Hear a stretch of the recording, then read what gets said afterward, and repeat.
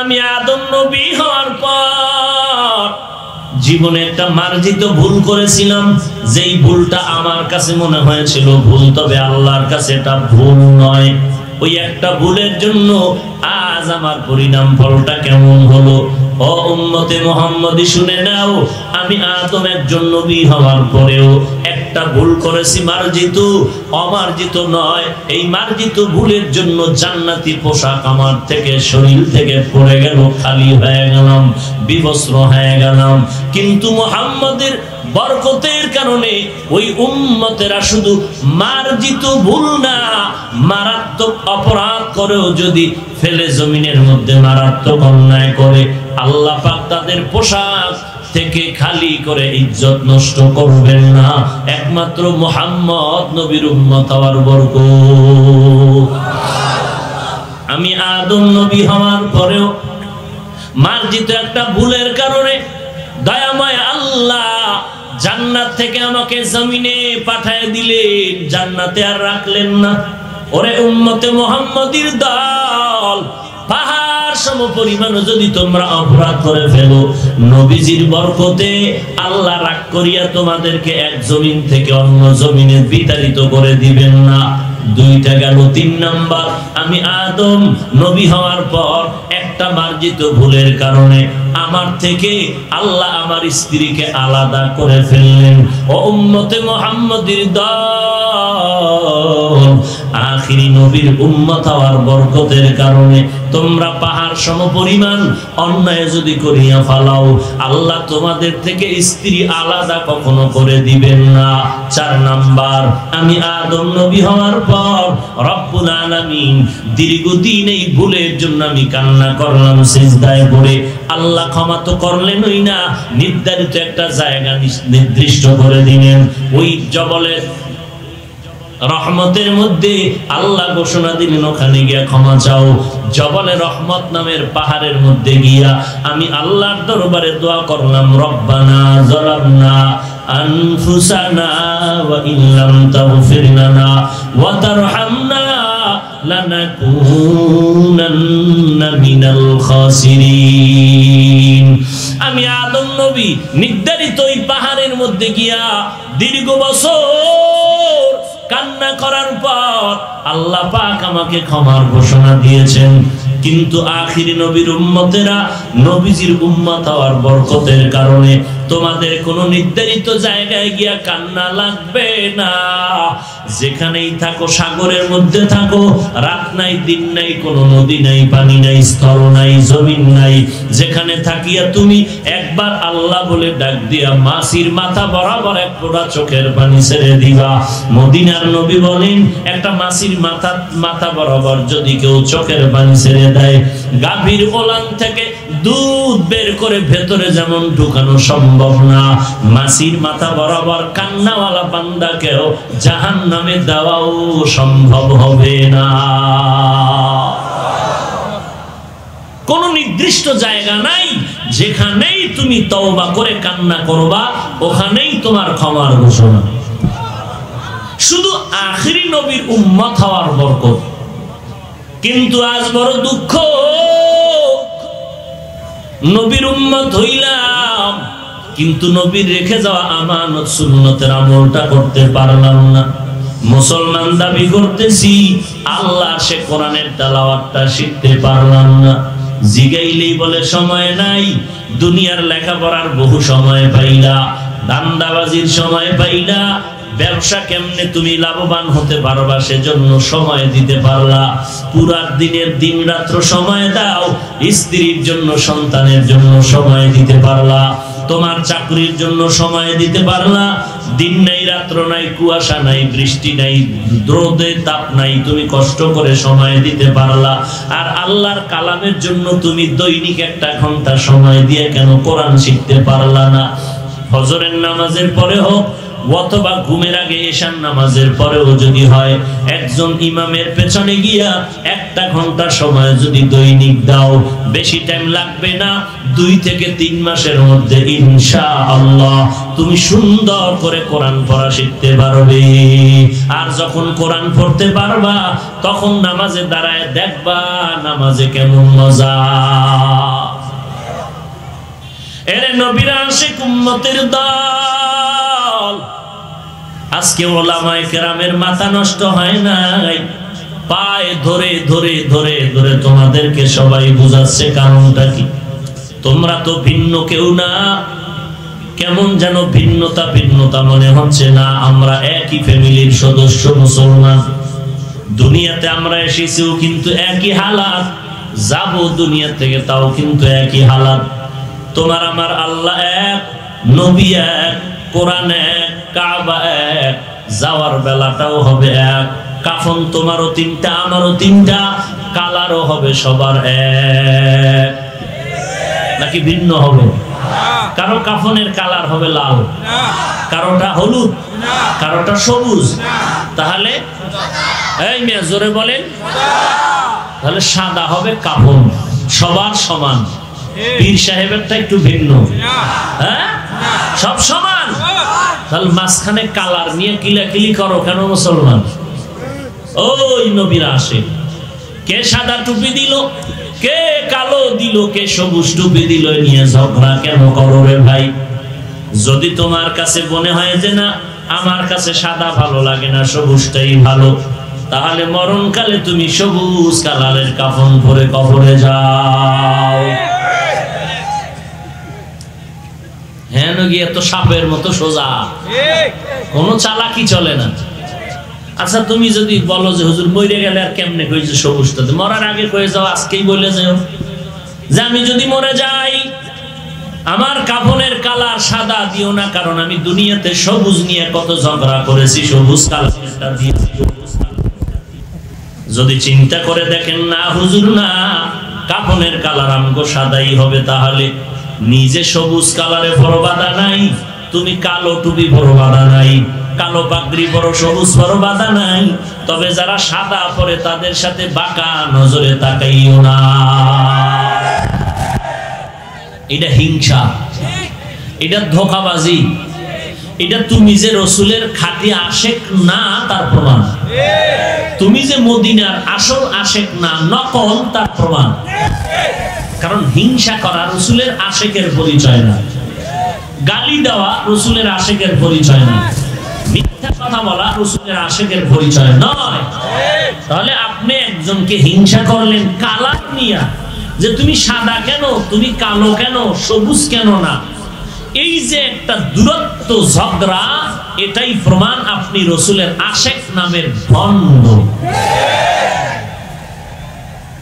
কোন আম্মাজানের সুপুত্র থাকলে, দাঁড়ায়া কিছু বলার থাকলে এখন বলেন, চলে গেলে উল্টা পাল্টা মন্তব্য করে আবার উল্টা কেন গুনার বোঝা কাঁধে নিবেন? এমনি তো নিজে যেই পরিমাণ গুনাহ করছেন সেই ক্ষমা কখন চাবেন? পৃথিবীর শ্রেষ্ঠ পাগড়িওয়ালা পীর সাহেবও যদি দেখেন লাইন বাঁকা করে চলে, তার কথার কোনো ব্যালেন্স নাই, কথার মধ্যে কোনো মাধুর্যতা নাই। যদি একটু ত্রুটি দেখেন তাহলে বুঝতে হবে সে এই দুনিয়ার এই তিনটা লোভের কোনো একটা লোভে পড়ে সঠিক কথার থেকে লাইন বাঁকা করে দিয়েছে। হয়তো সম্মানের চেয়ার পাওয়ার লোভে সঠিক কথা উম্মতকে দেয় না, না হয় সম্পদ পাওয়ার লোভে সঠিক কথা উম্মতের কাছে প্লেস করে না। এই হুজুর না, প্রত্যেকটা মানুষ সম্মানের লোভ আর সম্পদের লোভ আর যৌবনের লোভ, এটা আমি আঙ্গুল দিয়ে দিয়ে আপনাকে ধরায় দেওয়ার কোনো দরকার নাই। আপনারা সচেতন মানুষ, পৃথিবীর ভিন্ন কোনো দেশের দিকে আঙ্গুল দিয়েও দেখানোর দরকার নাই। সব ঝামেলা সোনার বাংলায় আছে। সম্পদের লোভেও ঝামেলা করতেছে, তাও এই বাংলাদেশে আছে। সম্মানের চেয়ার পাওয়ার লোভেও দিনের রাত বানায় কলা গাছ, আঙ্গুল ফুলে কলা গাছ হয়, তাও এই সোনার বাংলাদেশে আছে। যৌবনের লোভে কি পরিমাণ কে কিনা করতে পারে তাও স্পষ্ট, অস্পষ্ট কিছু নাই। আমি নামও বলতে চাই না, ঠিকানাও বলতে চাই না। আপনারা সবাই আমার থেকে সচেতন, কারণ আপনারা মিডিয়ার সাথে যেই পরিমাণ জড়িত, আল্লাহর শুকর আমি আদায় করি ওই পরিমাণ মিডিয়ার থেকে আমি দূরত্ব। কারণ আমি প্রত্যেকটা মোনাজাতে আল্লাহর কাছে কান্না করে দোয়া করি, আল্লাহ মোবাইলের গুনাহের থেকে বাঁচাও, মোবাইলের গুনাহের থেকে বাঁচাও, মোবাইলের গুনাহের থেকে বাঁচাও। কারণ একটা মানুষ জাহান্নামে যাওয়ার জন্য আর সিনেমা হলে যাওয়া লাগবে না। একটা মানুষ জাহান্নামী হওয়ার জন্য কাউকে হত্যা করা লাগবে না, নিজের মোবাইলটাই যথেষ্ট। আল্লাহ আপনাদেরকেও মোবাইলের গুনাহের থেকে হেফাজত করুন। আজকে আপনি বুকে হাত দিয়া হাজারো মানুষের সামনে দাঁড়াইয়া আপনি বলতে পারবেন না যে আপনি চরিত্রের দিক থেকে, আখলাকের দিক থেকে আপনি পরিপূর্ণ সঠিক আছেন। ওর বাপের পুত এখানে দাঁড়ায় বুকে হাত দিয়া বলার উপায় নাই। যদি বলেন মিথ্যা বলতে পারবেন, সঠিকভাবে আপনি বলতে পারবেন না। কারণ জীবনে যেই পরিমাণ মিথ্যা কথা না বলছেন, এই মোবাইলের কারণে তার বেশি মিথ্যা কথা বলেছেন। জীবনে যেই পরিমাণ মানুষকে ধোঁকা না দিয়েছেন, এই মোবাইলের কারণে ওই পরিমাণ মানুষকে ধোঁকা দিয়েছেন। জীবনে যেই পরিমাণ নিজের জীবনের উপরে জুলুম না করেছেন, মোবাইলের কারণে এর থেকে বেশি জুলুম নিজের উপরে করেছেন। এজন্য আমি প্রত্যেক মোনাজাতে বলি, আল্লাহ মোবাইলের গুনাহের থেকে হেফাজত করেন। তাহলে যৌবনের লোভে পড়েও মানুষ ধ্বংস, প্রমাণ সোনার বাংলাদেশ। টাকার লোভে পড়ে মানুষের জীবন যৌবন ধ্বংস, প্রমাণ সোনার বাংলাদেশ। সম্মানের চেয়ার পাওয়ার লোভে জিন্দেগি পুরাটা বরবাদ করে ফেলেছে, প্রমাণ কই? ইন্ডিয়া। হ্যাঁ, যদি আমার দেশে না পাই তখন না ইন্ডিয়া যাব। আমার দেশে তো অভাব নাই, মনে হয় যেন পৃথিবীর সব রাষ্ট্রকে হার মানিয়েছে এই ছোট্ট বাংলাদেশ। কেমন আমি এগুলি বলতে চাই না, লজ্জা করে। মেয়ে বাবা, আপন বাবা মেয়েটাকে হোটেলে নিয়ে বলে আজকের জন্য তুমি আমার স্ত্রী। আর কি বলবো, লজ্জা পাই। এই সোনার বাংলাদেশে এগুলো তার গোপন কিছু না, মিডিয়ায় প্রকাশ। কারণ কোনো কিছু হলে আমি জানার আগে মিডিয়া গোটা জমিনকে জানায় দেয়। এমন একটা যুগে আমরা পদার্পণ করেছি। কারণটা কি? এই কারণে সৃষ্টির শ্রেষ্ঠ মাখলুকাত, এর মধ্যে আমরা মানুষ হলাম শ্রেষ্ঠ। আমরা শান্তিতে আরামে খাবো, ঘুমাবো, অর্থাৎ আমাদের মতো শান্তিতে কেউ থাকবে না। অথচ পৃথিবীতে আমাদের মতো অশান্তিতে কেউ নেই। হাতে গুনলে হালকা কিছু বেঈমান জমিনে পাওয়া যাবে, নাস্তিক পাওয়া যাবে। অথচ গোটা দুনিয়াতে এখনো মুসলমান বেশি, মাদ্রাসা বেশি, মসজিদ বেশি, আলেম ওলামা বেশি, কোরআনওয়ালা বেশি, রসুলের আশেক বেশি। অথচ রসুলের বিরুদ্ধে উল্টা পাল্টা কথাও চলে বেশি। আপনি মুসলমান নবীর আশেক, আপনি কি কানে শুনেন নাই যে বেঈমান বলেছে রসুলের দাড়ি ছাগলের দাড়ির মতো? এই নাউজুবিল্লাহ তো 30 বছর দিয়েছেন, ছোট থেকে আজ পর্যন্ত নাউজুবিল্লাহ বলে আসলেন। ফলাফল কি হইল? আর ফলাফল কি বা আপনার থেকে আশা করি? আপনার মাথার তালু থেকে পায়ের তালু পর্যন্ত তাকাইলে মনে হয় বাংলাদেশে বড় দুশমন আপনি রসুলের। আসতে বলেন কেন? তা আপনার দ্বারা আর কি হবে রসুলের ইজ্জতের? আপনার দ্বারা যে দেশে রসুলের ইজ্জতের পক্ষে কিছু হবে সেটা আশা করতে তো পারি না। কারণ আপনিই রসুলের দুশমনের রাস্তায় দাঁড়িয়ে আছেন। আপনি মুসলমান হাজি সাহেব, আপনার সুদের টাকা ছাড়া ব্যবসা চলে না। আপনি অল টাইম সেকেন্ডে সেকেন্ডে আপন মায়ের সাথে জিনার গুনাহ করতেছেন। না আপনার হজ কবুল হবে, নামাজ কবুল হবে। আপনি এরকম মাদ্রাসা 13টা করলেও আল্লাহর কসম করে বলছি একটা নেক আপনি আমল নামায় পাবেন না। একটা মসজিদ করে দিলে সওয়াব পাবেন না, কোরআন খতম করলে সওয়াব পাবেন না। কোন জায়গায় মোনাজাত দিয়ে কান্না করে বেহুশ হইল, একটা মোনাজাতও কবুল হবে না। সুদখোরের মোনাজাত কবুল হয় না। অথচ আপনি যদি বলেন আমি রসুলের আশেক, আপনার মতো রসুলের এই রকম ধোঁকাবাজ আশেকের দাম কি? কি দাম কি? আপনার নামাজ হবে না, তেলাওয়াত হবে না, জিকির করলে হবে না, দান করলে সওয়াব পাবেন না, 5 তলা মসজিদ বানাইলে একটা সওয়াবও পাবেন না, 13 বার যদি হজ করেন একটা সওয়াবও হবে না, একটা লাভবাইকও কবুল হবে না। বরং তওবা না করে মরলে চিরস্থায়ী জাহান্নামী। আপনি রসুলের আশেক দাবি করতেছেন, আপনার ছেলে মেয়ে স্ত্রী রসুলের তরিকায় নেই। রাস্তা দিয়ে হাঁটলে কাকে সালাম দিব? হিন্দু, বৌদ্ধ, ইহুদি, খ্রিস্টানের ছেলেও শার্ট প্যান্ট টাই লাগাইয়া চুলগুলো আঁকা বাঁকা করে বিড়ি টেনে আর যায়। তুমি মুসলমানের সন্তান যুবক, তুমিও প্যান্ট শার্ট টাই পরে চুলগুলো আঁকা বাঁকা করে ক্রিকেটারের সাইজে চুল কেটে ইন্দুর আর বান্দর হয়ে বিড়ি টেনে টেনে রাস্তা দিয়া যাও। তোমাকে হসপিটালে ঢুকাইয়া ল্যাংটা করে পরীক্ষা না করা পর্যন্ত তুমি বেঈমান না মুসলমান পরিচয় পাওয়া যাচ্ছে না। আর তুমি যদি বলো আমি রসুলের আশেক, তোমার মতো ভণ্ড ধোঁকাবাজ আশেক দাবি করলেও কি না করলেও কি, তোমার দ্বারা এই দেশে ইসলামের কি হবে? কিছুই হবে না। তুমি আবার সিফাগল্লিতে স্লোগান দাও আমি বিপ্লব চাই, হ্যাঁ ইসলামী বিপ্লব চাই। কাই দেশে টুপিওয়ালারা সব মারা গেছে, তোমার মতো গাঞ্জাখোরের দ্বারা আল্লাহ ইসলামের বিপ্লব করবে? তোমার মতো ধোঁকাবাজের দ্বারা আল্লাহ ইসলাম বিপ্লব করবে কেন? এদেশে তাহাজ্জুদওয়ালারা মরে গেছে। এই সমস্ত ভণ্ডামি স্লোগান তোমাকে কে শিখিয়েছে যে তুমি নামাজ পড়বা না, তোমার দ্বারা ইসলাম হবে? তওবা করো তাড়াতাড়ি। তুমি রসুলের সুন্নত মানো না, তোমার দ্বারা দেশে ইসলামের কিছু হবে? বিন্দু কিছু হবে না। ক্ষতি হতে পারে, উপকার হবে না। কি ক্ষতি হবে? তোমার চরিত্র যেমন খারাপ, তোমার সাথে যারা মিশবে ভালো মানুষের চরিত্র হবে খারাপ। তুমি যে স্কুলে পড়ো, তোমার চরিত্রের কারণে বহু ছেলের চরিত্র নষ্ট হয়ে যাচ্ছে। আর তুমি যদি বলো আমি রসুলের সুন্নি আশেক, তাহলে তোমাকে ধোঁকাবাজ বললে গুনাহ হবে কেন? তোমাকে ভণ্ড বললে গুনাহ হবে কেন? তুমি ইসলামটাকে হাসির পাত্র বানিয়েছো। অথচ সাহাবায়ে কেরাম রসুলের 1 নাম্বার ছাত্র। না তাহাজ্জুদ, ইশরাক, আওয়াবিন, চাষ্ট কোনোটা বন্ধ করেছেন।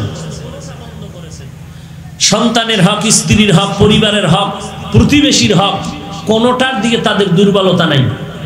জিহাদের ময়দানে আগে দৌড়াচ্ছেন, ব্যবসা বাণিজ্য চাকরি সব করতেছেন, এরপরও সারাটা রাত কান্নার আওয়াজ। কবরে একা কিভাবে থাকবো?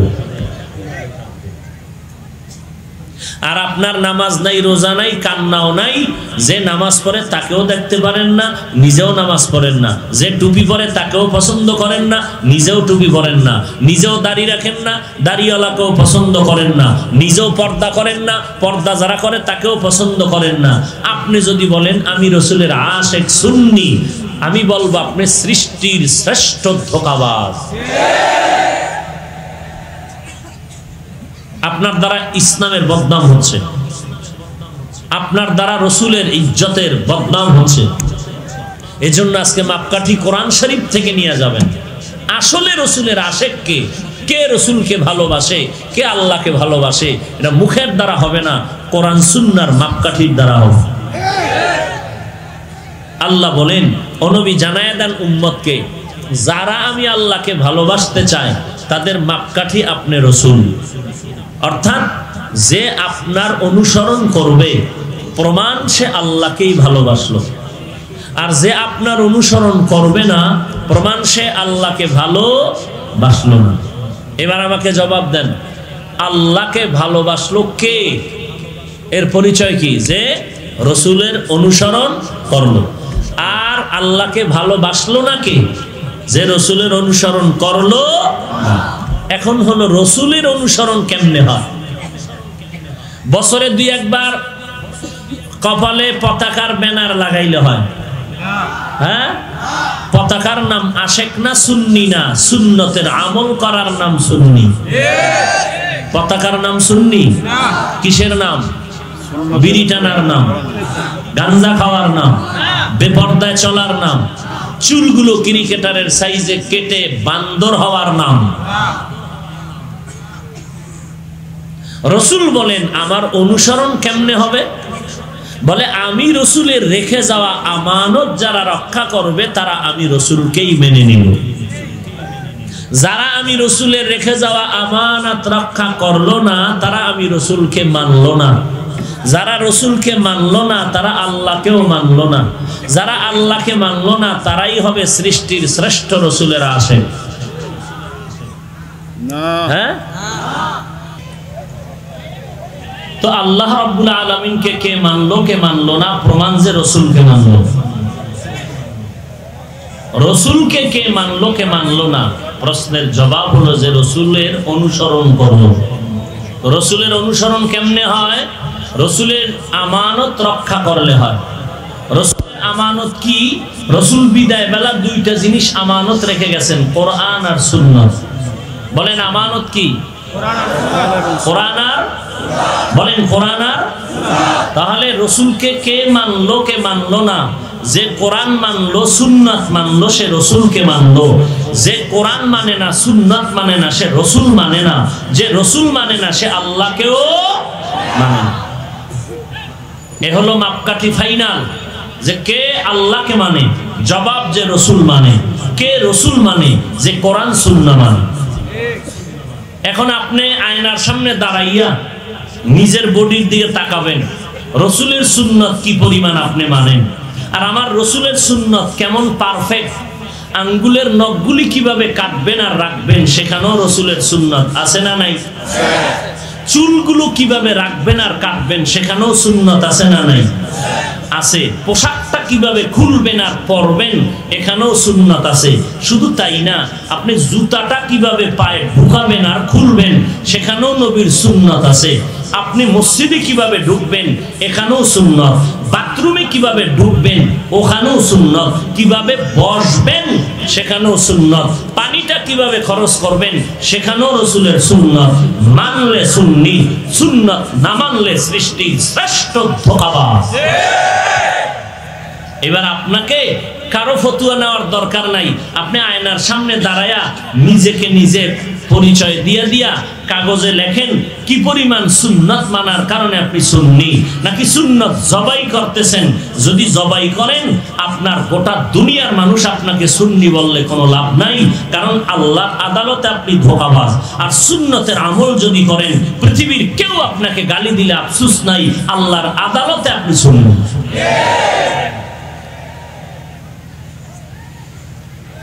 قل إن كنتم تحبون الله فاتبعوني يحببكم الله ويغفر لكم ذنوبكم والله غفور رحيم من أحب سنتي قول رسول मर्दाए काना माई हम कुन कबूल हम सुरातो हम सिराते मुस्तफा दर तमामी हाले ओ कुन इत्तेबा इत्तेबाए सुन्नते खैरुल बशर गिरे लाजिम ताबोया बी आए पेसार। एरे नबीर उम्मत आशिकेर दल, আল্লাহর নবী বলেন উম্মত দুটো জিনিস তোমাদের মাঝে আমি আমানত রেখে গেলাম। এই দুইটা জিনিস যদি ধরে রাখো কশিন কালো তোমরা লাঞ্ছিত হবে না, গোমরা হবে না, পথভ্রষ্ট হবে না। দুইটা আমানতের মধ্যে একটা হলো কোরআন, দ্বিতীয় হলো পয়গম্বরের সুন্নতের আমল। এই জমিনে সবথেকে বড় দামি, আল্লাহর কাছে সবথেকে বড় প্রিয় কোন ব্যক্তি? জবাব হলো সুন্নতের আমল যে বেশি করে ওই ব্যক্তি। শুধু তাই না, আরেকটা এর সাথে আমি যোগ দিয়া বলি, ও মুসলমান নবীর উম্মত, বর্তমানে ওই বান্দা আল্লাহর কাছে বেশি প্রিয় হবে যেই বান্দা সুন্নতের আমলের পাশাপাশি মোবাইলের গুনাহের থেকে নিজেকে বাঁচায় রাখতে পারলো। এরে নবীর আশিক নবীর উম্মত, কেমন একজন নবী পেয়েছো, কেমন নবী পেয়েছো চিনো না?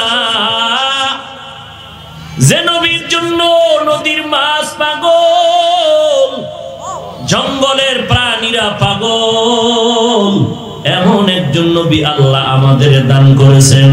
এখানে যারা বসে আছেন দাঁড়িয়ে আছেন কোনদিন বলে নাই হে মালিক মেহেরবানি করে তুমি আমাদেরকে আখিরি নবীর উম্মত বানায় দিও। আল্লাহ পাক বিনা চাওয়া পাওয়ায় এমন একজন নবীর উম্মত বানিয়েছে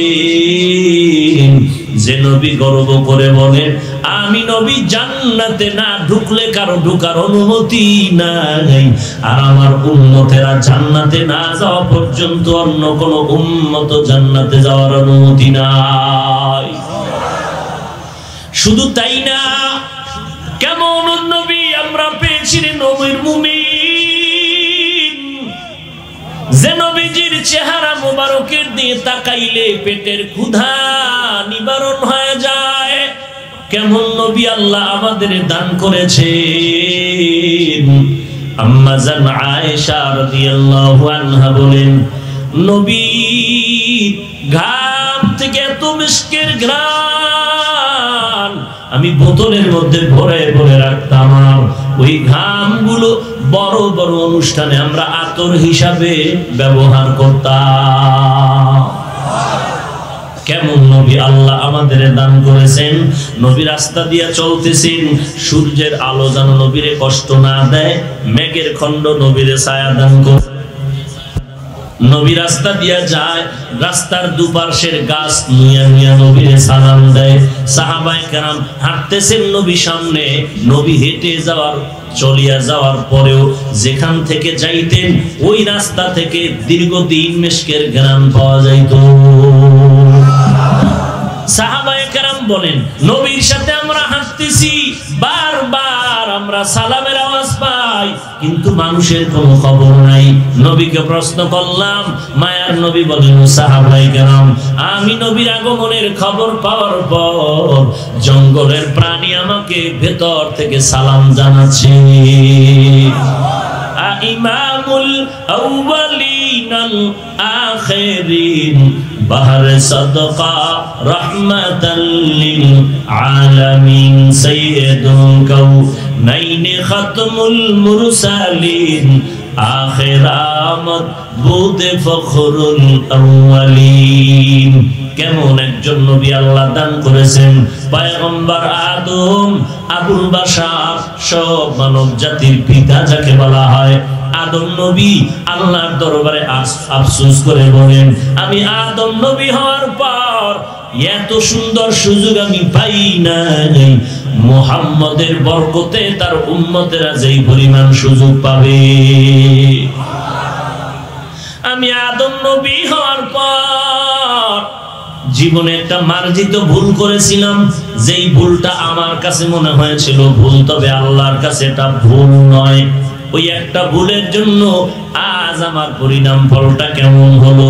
ও উম্মতে মুহাম্মদী শুনে নাও, আমি আদম একজন নবী হওয়ার পরেও একটা ভুল করেছি, মার্জিত, অমার্জিত নয়। এই মার্জিত ভুলের জন্য জান্নাতি পোশাক আমার থেকে শরীর থেকে পড়ে গেল, খালি হয়ে গেলাম, বিবস্ত্র হয়ে গেলাম। কিন্তু মুহাম্মদের বরকতের কারণে ওই উম্মতেরা শুধু মার্জিত ভুল না, মারাত্মক অপরাধ করেও যদি ফেলে জমিনের মধ্যে মারাত্মক অন্যায় করে, আল্লাহ পাক তাদের পোশাক থেকে খালি করে ইজ্জত নষ্ট করবেন না, একমাত্র মুহাম্মদ নবীর উম্মত হওয়ার বরকত। আমি আদম নবী হওয়ার পরেও মার্জিত একটা ভুলের কারণে দয়াময় আল্লাহ জান্নাত থেকে আমাকে জমিনে পাঠায় দিলেন, জান্নাতে আর রাখলেন না। ওরে উম্মতে মুহাম্মদীর দল, পাহাড় সম পরিমাণ যদি তোমরা অপরাধ করে ফেলো, নবীজির বরকতে আল্লাহ রাগ করিয়া তোমাদেরকে এক জমিন থেকে অন্য জমিনে বিতাড়িত করে দিবেন না। দুইটা গেল। 3 নাম্বার, আমি আদম নবী হওয়ার পর একটা মার্জিত ভুলের কারণে আমার থেকে আল্লাহ আমার স্ত্রীকে আলাদা করে ফেললেন। ও উম্মতে মুহাম্মদীর দল, আখিরি নবীর উম্মত হওয়ার বরকতের কারণে তোমরা পাহাড় সম পরিমাণ অন্যায় যদি করিয়া ফেলাও, আল্লাহ তোমাদের থেকে স্ত্রী আলাদা কখনো করে দিবেন না। 4 নাম্বার, আমি আদম নবী হওয়ার পর রব্বুল আলামিন দীর্ঘদিন এই ভুলের জন্য আমি কান্না করলাম সিজদায় পড়ে। আল্লাহ ক্ষমা তো করলেনই না, নির্ধারিত একটা জায়গা নির্দিষ্ট করে দিলেন। ওই জবলের রহমতের মধ্যে আল্লাহ ঘোষণা দিলেন ওখানে গিয়া ক্ষমা চাও। জবলে রহমত নামের পাহাড়ের মধ্যে গিয়া আমি আল্লাহর দরবারে দোয়া করলাম, রব্বানা যালামনা আনফুসানা ওয়া ইল্লাম তাগফির লানা ওয়া তারহামনা লানাকুনান্না মিনাল খাসিরিন। আমি আদম নবী নির্ধারিত ওই পাহাড়ের মধ্যে গিয়া দীর্ঘ বছর কান্না করার পর আল্লাহ পাক আমাকে ক্ষমার ঘোষণা দিয়েছেন। কিন্তু আখিরি নবীর উম্মতেরা নবীজির উম্মত হওয়ার বরকতের কারণে তোমাদের কোনো নির্ধারিত জায়গায় গিয়া কান্না লাগবে না। যেখানেই থাকো, সাগরের মধ্যে থাকো, রাত নাই দিন নাই, কোনো নদী নাই, পানি নাই, স্থল নাই, জমিন নাই, যেখানে থাকিয়া তুমি একবার আল্লাহ বলে ডাক দিয়া মাসির মাথা বরাবর এক ফোঁটা চোখের পানি ছেড়ে দিবা। মদিনার নবী বলেন, একটা মাসির মাথা বরাবর যদি কেউ চোখের পানি ছেড়ে দেয়, গাভীর ওলান থেকে দুধ বের করে ভেতরে যেমন ঢুকানো সম্ভব না, মাসির মাথা বরাবর কান্নাওয়ালা বান্দাকে